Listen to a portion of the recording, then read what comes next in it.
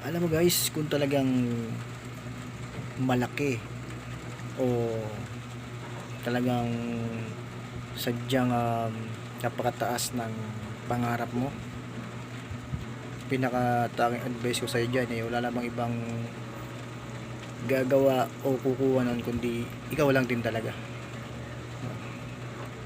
Kasi pangarap mo yun ikaw nakakaalam kung ano yun, ikaw nakakaalam kung saan ka pupunta. Wala ibang nakakita nun kundi ikaw lang. Okay, ialin tulad din natin sa pupuntahan mo. Halimbawa pupunta ka na sa isang lugar, syempre ikaw lang nakakaalam kung saan ka pupunta, di ba? Ano na pagsigawan mo, di ba? Ganoon din yan guys. Ikaw mamasahe sa paglalayag mo papunta doon,